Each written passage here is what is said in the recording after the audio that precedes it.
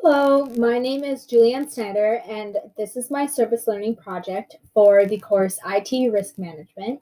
And today I will be presenting on the topic Internet Fraud and Scam. So, what is Internet fraud? Internet fraud is a type of cybercrime or deception of use of the Internet and could involve hiding of information or providing incorrect information for the purpose of tricking victims out of money, property, or inheritance. Internet crime schemes steal millions of dollars each year from victims and continue to plague the Internet through various methods. Several high-profile methods are the following: business email compromise, data breach, denial of service, email account compromise, malware, phishing, and ransomware. So an example of business email compromise. So that's a very sophisticated scam targeting businesses working with foreign suppliers and companies that regularly perform wire transfer payments. The scam is carried out by compromising legitimate business email accounts through social engineering or computer intrusions techniques to conduct unauthorized transfers or funds. So with data breaches, that's where data is leaked or spilled, and it's released from a secure location to an untrusted environment. Data breaches can occur at the personal or corporate levels and involve sensitive, protected, or confidential information that is copied, transmitted, viewed, stolen, or used by an individual that is unauthorized to do so. Then you have your denial of service, which that's an interruption of an authorized user's access to any system or network. Typically, one is caused due to malicious intent. And then you have your email account compromise, your EAC. It's similar to your business email compromise, but this scam targets the general public and professional associates with it that limit its financial and lending institutions, so such as like real estate companies, law firms, but that perpetuates. They use compromised emails to request payments to fraudulent locations. And then you have your malware, where that's malicious software that is intended to damage or disable computers and computer systems. Sometimes scare tactics are used by their perpetrators to solicit funds with the victim. And then you have spoofing, or known as phishing, which that deals with forged or faked electronic documents. This is the act of sending an email falsely claiming to be an established legitimate business, an attempt to deceive an unsuspecting recipient into divulging personal sensitive information such as passwords, credit card numbers, and bank account information after directing the user to visit a specific website. Then lastly, we have ransomware, which it's a form of malware that targets not only the human but also the technical weaknesses in organizations and individuals' networks in an effort to deny the availability of critical data in a system. Ransomware is frequently delivered through spear phishing emails to end users, resulting in rapid encryption of sensitive files on a corporate network. So some more examples of high-profile methods of fraud are Medicare or health insurance scams, counterfeit prescription drug scams, funeral cemetery scams, fraudulent anti-aging product scams, telemarketing phone scams, internet fraud, investing schemes, which is a huge one, homeowners, reverse mortgage scams, sweepstakes lottery scams, and grandparent scams. So in the United States, 1 in 10 adults will fall a victim to a scam or fraud every year. 1.3 million children every year have their identity stolen. So you are more likely to become a victim of identity fraud by having your wallet snatched than you are via online fraud. But when it comes to victims of doorstep fraud, 85% are over 65. Doorstep fraud, if none of you know what that is, it's when a individual, the scammer, goes up to an individual's house and they're promoting or trying to sell the product and they end up just ripping them off. Typically senior citizens over the age 65. In 2018, internet-enabled theft, fraud, and exploitations were responsible for a massive $2.7 billion in financial losses. And in 2019, phishing attempts grew by 65%. 1 in 10 profiles on free dating sites is a scam. And in 2018, 82% of organizations were victims of payment fraud. So here's a graph representing the top 10 scams by amount lost. So we have hacking, identity theft, health and medical products, classified scams, remote access scams, fake billing, online shopping scams, theft, life arrest or others, dating romance, and then the highest with investment scams, just shy under $50 million lost by individuals. So who do scammers typically target? Well, anyone is at risk for a scam. Scammers mainly target senior citizens because they're more vulnerable. You know, say if one has dementia, memory loss. Each year, millions of elderly Americans fall victim to some type of financial fraud or confidence scheme, including romance, lottery, and sweepstakes schemes. Seniors are often targeted because they tend to be trustworthy and polite. They also have good credit. They have financial savings in a home, which make them attractive all to scammers.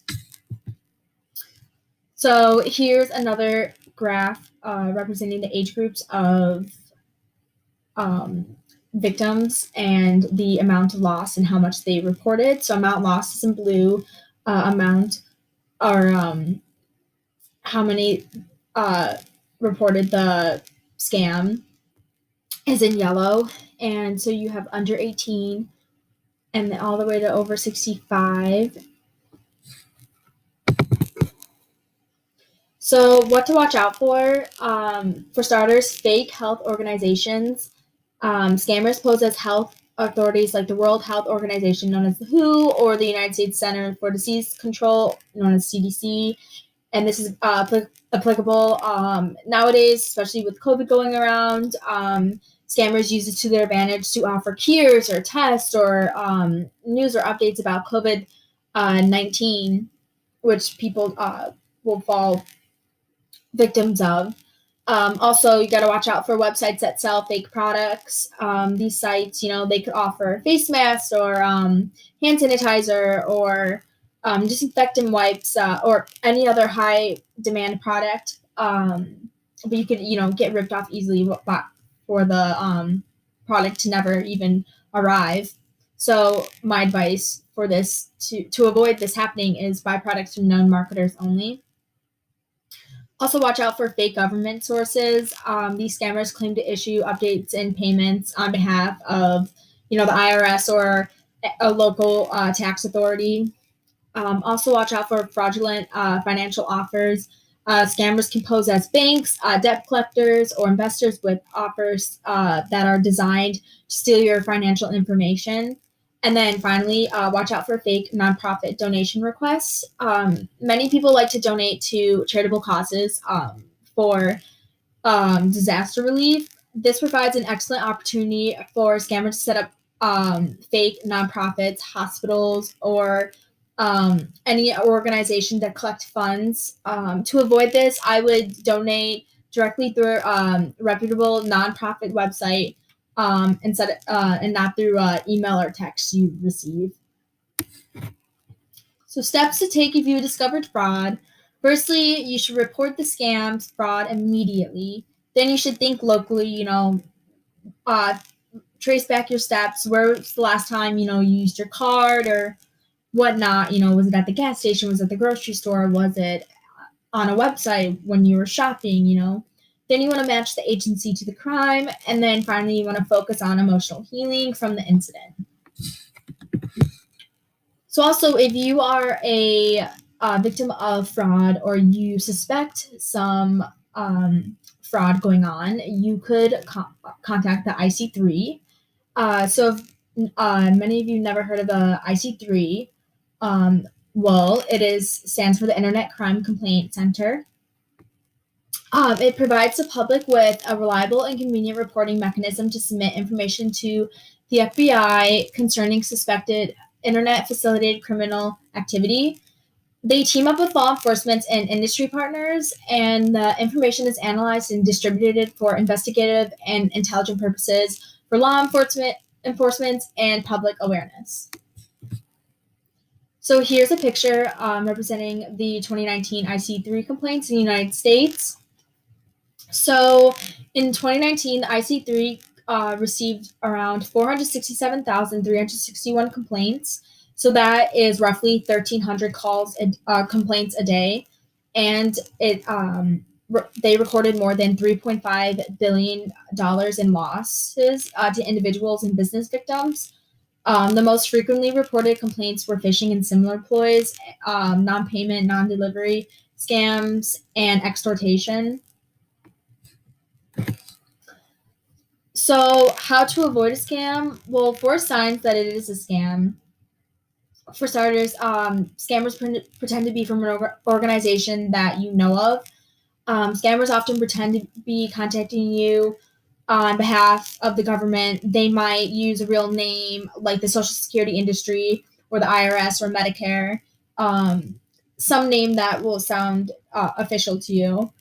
Some pretend to be from business, like utility or a tech company.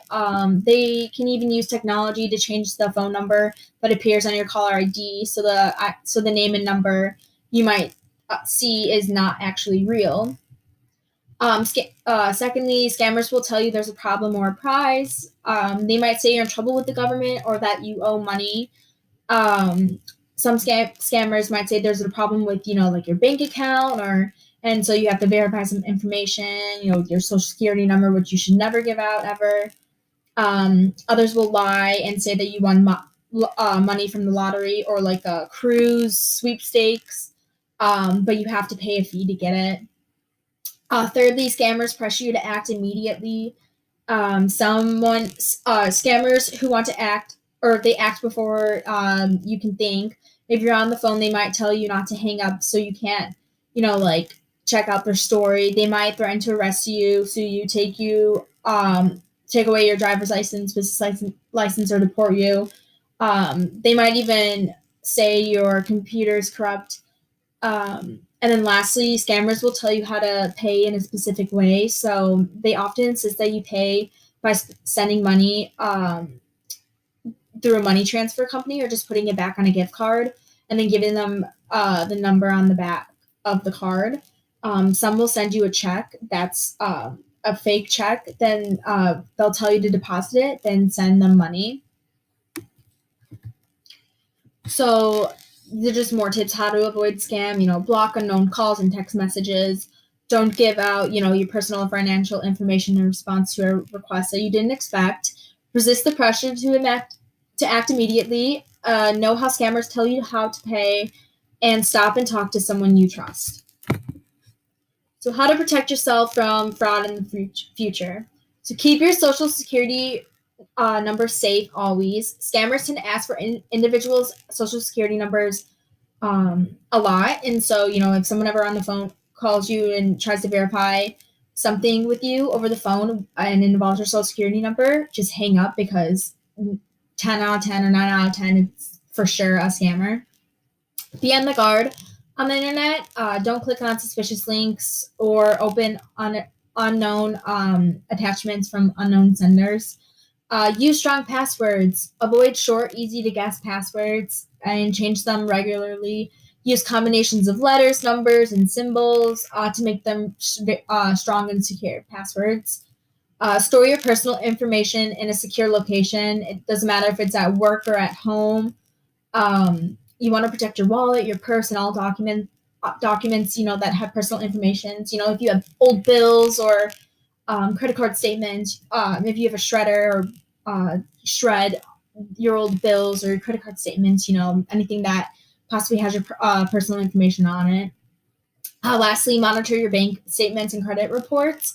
Keep an eye out for suspicious activities and credit inquiries. Check to make sure all information is secure. And then this is my works cited.